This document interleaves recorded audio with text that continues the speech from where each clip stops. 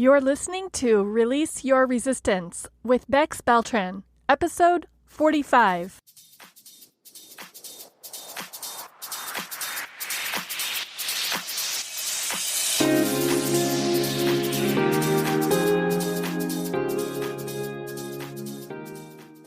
Welcome to Release Your Resistance. This is Bex.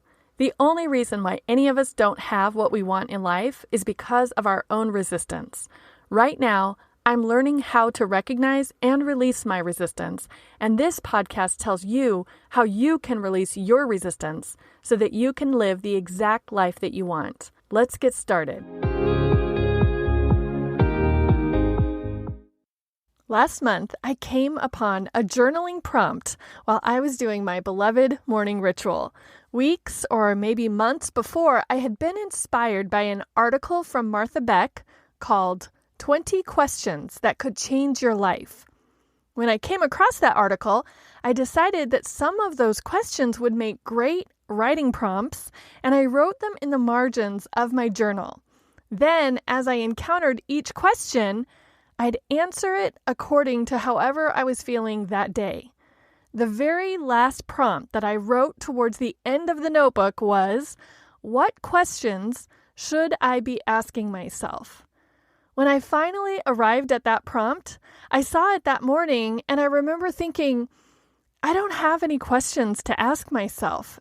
And I don't have enough space left in the rest of this journal to ask and answer a bunch of questions.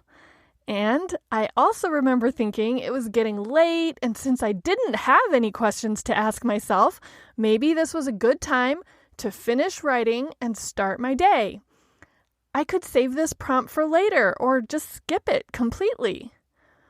But since I am practicing noticing resistance in my own thoughts and actions, I recognized all those reasons I was giving myself were just resistance. And I thought, okay, let me think. What questions should I be asking myself? One came to mind immediately. Almost like a message from my inner voice. Am I in alignment? Oh, no wonder I was resistant to asking the question, since this is one of the most important questions, and I already knew, sadly, the answer was maybe not. This was going to be tough. The next question that came to mind was, am I taking care of myself? This question refers to a list of questions that I learned and adapted from another one of my favorite teachers, Jenny Blake, to ask whenever you feel off. There's a list of questions you can check in with yourself to identify why you're not feeling the way you want to feel. So by this point, I knew 2 questions I should be asking myself that I was resisting. Then, since I know my purpose in life is to be it girl, the future me alter ego I created for myself, I wrote, am I being it girl? Again, I realized lately, maybe not so much. The questions kept coming. Am I doing what I want to be doing? How do I feel in the moment? What am I currently resisting? And at that point, I realized that these were all really good questions and could become journaling prompts for the next blank journal that was waiting for me to crack open the next day. I also realized maybe this exercise of asking myself what questions should I be asking wasn't meant for me to ask and answer questions today in the remaining pages and the remaining minutes, but as a way to come up with really personal and interesting writing prompts for the coming days and weeks. My mind shifted.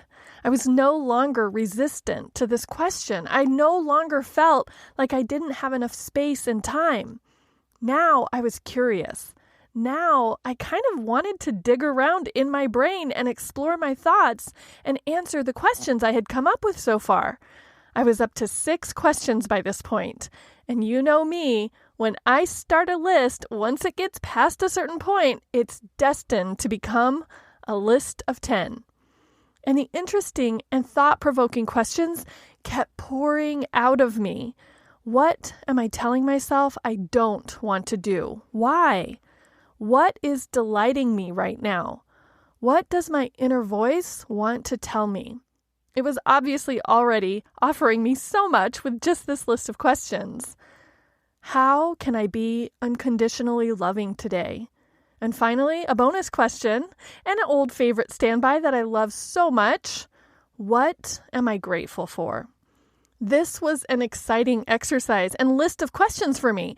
It was completely unexpected, and at the same time, I really couldn't wait to dive in and start answering. I didn't even skip a line, probably because I also wanted to save space so I'd have enough room to write. I immediately started answering the first question and kept going through the next 5 questions that morning, even though it meant I had to carve space around other notes that I had already made in the back pages of the journal. It worked. I drew arrows and made lines and boxes around what I wrote so that when I reread it in the future, I'll be able to follow the thread of what I was writing. It was a great morning of journaling and started my day off exactly right. And I kept thinking about it throughout the day. Later on, I did grab another notebook, my next journal, and starting with question number 7, I wrote the prompts in the margins for me to continue the exercise as I journal in the coming days. Thanks, Martha. That one question was the gift that keeps on giving, the prompt that keeps on prompting. I turned that journaling prompt into a list of 10 questions plus a bonus. Then I reduced the questions down to a shorter list of topics that I could share and ask people about. And I reached out to my podcast listeners, my Facebook groups, and friends and colleagues to get more thoughts and more ideas to share in today's co-created Q&A episode. I want to inspire you to ask yourself these questions or come up with additional or different questions that are more meaningful to you, and maybe even encourage you to connect with other people, to get their insights, and to get a different perspective. As I tell you about some of the shortened topics, I'm curious if you have any immediate reaction, like a spark of emotion or a little intuitive hit. Alignment, future self, what I want, what I don't want, resisting, how I feel, intuition, unconditional love, gratitude. If any of those topics popped out to you, send me an email at hi@bexby.org and let me know. But in the meantime, I will tell you what I think about these topics, as well as some of the input that I got from others. The first topic, alignment. What I mean by this, my personal explanation to myself, is when everything just clicks. It's when I feel physically and mentally and emotionally neutral, or maybe even good. And being in alignment means that I am open to and aware of my intuition. So if I usually have a morning ritual, for example, and I get the insight to switch it up or try something different, if it's aligning for me to do it, it is amazing. I get some unexpected surprise or a wonderful result. I was also so encouraged to discover that my immediate answer to the question, am I in alignment, when I first started doing the exercise was, oh no, I'm not. But as I released my resistance to doing the exercise and as I kept going, I felt myself open and get curious and get into alignment. So I think this is a perfect example of how you can get into alignment in an instant with a change of a thought or a memory or a change of scenery or a whiff of a scent. So then I have to wonder, well, is the opposite also true? Can I be in alignment and let myself slip out of it because of a thought or a memory or a bad smell? And of course, that is probably true. So this realization allows me to be on the lookout, to open my awareness for when that might happen so that I can decide to switch myself back into alignment. The next topic, future self. My concept of a future self is the person I am becoming, and I am becoming her intentionally, not because of marketing or societal expectations or what I always thought my path was, but through consideration and exploration and through thinking about who I want to become and why. I was talking about the concept of future self with a colleague of mine, and it was so interesting to hear her perspective. She described the possibility of fearing the reaction from your future self. What if you think your future self will judge you, your current self? What if she berates you for your current actions and your current decisions? Does the future you want the product the current you is producing? I have to admit, when I first heard that perspective and considered that someone may have this kind of fear, I was shocked. It sounded so foreign to me.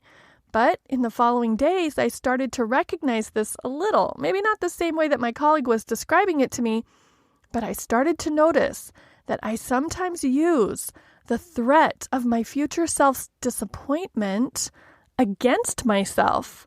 Wow, who knew? So I am grateful that we had the conversation that was a result of the question that came from the journal prompt. Again, the gift that just keeps on giving, the awareness that provides more and more awareness. The next question from that morning gave me the topic of what I want. I know what I want in the short term and maybe also the long term because of the character development work and the perfect day exercises that I have done for myself. I love to make to-do lists and to schedule things on my calendar so that I know what I want to do. And I am pretty decisive about knowing what I want to have as far as possessions and material things go. Do I struggle with knowing what I want? I know of a few podcast listeners who have let me know that they feel like they don't know what they want. And I can empathize with this not knowing. I've been there myself, and it made me feel so frustrated. And my suggestion for anyone who feels that way is to accept that you might not know exactly what you want right now. Well, don't make it worse by blaming yourself and resisting reality and telling yourself that you should know. If you find yourself in this situation, one experiment could be to practice choosing what you want in very small and mundane things, like what to order at the coffee shop or which soap to buy. Just get in the habit of asking yourself what you do want and allow yourself to listen for the answer and work your way up from decisions about soap to decisions about your life choices. I also suggest journaling, thought work, and maybe even working with a coach. There are so many different routes that you can take to learn how to figure out what you want. The flip side to that topic is the opposite question, what I don't want. I love the expression, contrast shows me what I don't want, so I know what I do want. But I don't frequently employ that recognition technique when I notice what I don't want. More often, I notice myself getting frustrated about seeing what I don't want, and then I don't usually take the extra step of translating that into, well, what does this mean? What do I want instead if I don't want this? So this question gave me the reminder to check in with myself when I'm noticing I don't want something. You might be wondering, well, is this the same as resistance? Let's talk about resistance. I got some great input and examples when I asked people about resistance. Hope said, I feel that I unconsciously resist healing for myself. What a powerful realization and acknowledgement. Hope, and everyone else listening to this, now that you know that you may resist healing, you can powerfully ask yourself, why? And explore that. On a similar note, Lisa brought up the question, what is the source of anxiety? And how can I overcome this to experience trust and peace, relaxation, and calm? Don't you love the idea of instead of resisting the anxiety or resisting the healing, to open up to it? Another listener brought up that procrastination is along the lines of the topic of resistance, and this makes perfect sense. I definitely believe procrastination is a form of resistance. Do you see that in your own procrastination patterns? Another listener, who is now closer to fleshing out what her business will be, said, I find myself telling myself all kinds of lies about what the business, can and cannot be. I can't monetize it. It won't help people. I'm not an expert. People won't want it. Again, what powerful awareness to have as a result of asking that question, because each of those resistant thoughts are just sentences in her mind. And I love that she identified them as lies because she decides what is true for her. Of course she can monetize her business. Of course she can help people. Of course she is an expert. She decides how expert she is. She can choose to believe that people will want what she's offering. The next question that came up in the journaling exercise was how I feel. And you can do this right now while listening, even if you're hiking or driving. Just scan your body. How do you feel? Is there any discomfort anywhere? Any tightness? Are you holding your breath? Are your shoulders tense or hunched or relaxed? Is there any reaction, or has there been any reaction to anything we've talked about so far?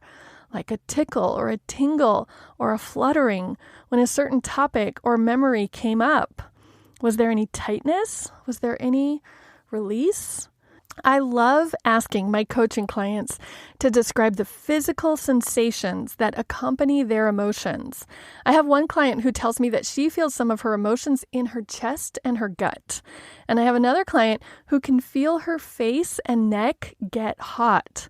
From my own experience, I notice when I start to feel angry or threatened, I feel it in my biceps, my upper arms. I have a friend who will point out mid-conversation when we wander into touchy topics, I'm getting a strong reaction in my sternum. You can set a reminder on your phone to check in with your body at a certain time or times every day so that you drop into your body to notice how you are feeling physically and emotionally. Describe those feelings and sensations to yourself very specifically so that you're more able to recognize them and tune into them later. And speaking of tuning into, the next topic is intuition. Laurie told me, I have 2 friends who ask their bodies to give them a yes or a no about a question, and then they listen to their body, and the body actually gives them an answer. And the way that Laurie describes it, that almost sounds like an unbelievable skill. And I used to think so too. I used to be completely disconnected from my intuition. And I only figured out recently how to use it and trust it within the last 4 or 5 years. I credit a few things with learning this skill. Tarot was my gateway and my opening to my intuition. And learning about my inner voice from Jess and later Nicole really helped me recognize it and trust it. The 3 suggestions I have for you about your intuition are to notice it, to check in with it, and then to trust it. These suggestions will take practice and belief, and I do believe that this is a skill that can be learned. Unconditional love. This is an area that I am constantly working on. Going back to the question of what I want to practice unconditional love. And going back to the question of what I don't want to judge others and myself. Yet I still find myself frequently judging myself very harshly, and I wish I could be more unconditionally loving to myself. I guess this is the lesson for me to learn at this stage of my life. Sometimes I actually think it is so much easier for me to love others unconditionally, especially those who I don't know. It's easy for my brain to come up with reasons why they behave the way they do from a non-judgmental place. But this is not something that I do the majority of the time on myself. This also ties back to the surprise realization about the possibility of being judged by my future self. Even though we were hypothetically talking about someone else, the future version of me, I recognize there's still only one constant me, not 3 versions, past me, current me, and future me. The judgmental future thoughts are still coming from this one source, from my own brain. So this is a practice I continue to recognize opportunities to love others and myself unconditionally. And the final topic I want to talk about today is gratitude. I'm sure I must have heard about gratitude practices before, but the pivotal gratitude practice that really caught my attention was when I heard a presentation by Shawn Achor, who is the author of The Happiness Advantage. He gave some research-based reasons of why having a gratitude practice was so beneficial to us psychologically. And that is when I decided to create a gratitude practice for myself, but it was inconsistent and maybe at times unintentional. But lately, I've made gratitude much more of a daily and certainly a monthly practice. I wonder what other ways I can incorporate gratitude not only into my writing, but just into my noticing and my thinking, and even conversationally with people that I encounter. Wouldn't it make the world a better place? What did you think as you heard me talking about all of these topics? Would you ask yourself these questions that I came up with, or come up with additional or different questions and topics that are more meaningful to you? Could you imagine yourself starting a conversation with a friend or someone you love, or even a stranger about these topics or other topics in order to connect and to get their insight and to hear a different perspective? Before I go today, I just want to express my gratitude to you in the most heartfelt way. Thank you so much for giving this podcast a try, for sticking with me through my early episodes, and still now as I keep trying to figure this out.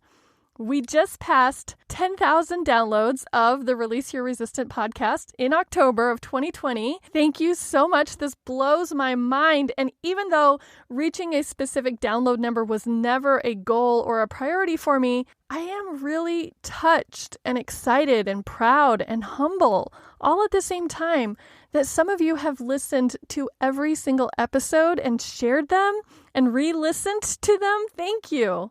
I am starting to make plans for the 2021 season of this podcast, and I would love your input. You can share your feedback with me anonymously with an online survey, or on a voice-to-voice phone call where we can actually talk to each other and ask and answer questions. In exchange for your time and your thoughtful responses, I'll give you some of my time and my thoughtful responses. Let's spend an hour on the phone together, 30 minutes for me to interview you about this podcast, and 30 minutes for you to have coaching or brainstorming or tech tutoring with me. So go to the show notes for this episode at bexby.org/questions and scroll all the way down to the bottom to find the link for the online listener survey or the link to my calendar so you can schedule our interview. If you're on my email list, I have included those links in this week's email for you to find them easily. And if you are on my email list, that proves that you are one of my favorite people. And this week I have sent you the list of 10 questions that I created that I am currently using as journal prompts. And you can use them the same way or come up with your own questions and use them with friends or family or in a totally new way. If you're not on my email list, make sure to join at bexby.org/favorites, so you will always get a reminder of each new episode, plus you'll get the fun extras and offers that I send to all my favorite people. Have a great week. Thank you so much for listening. I'm so excited for the next 10,000 downloads, and I will talk to you next Friday.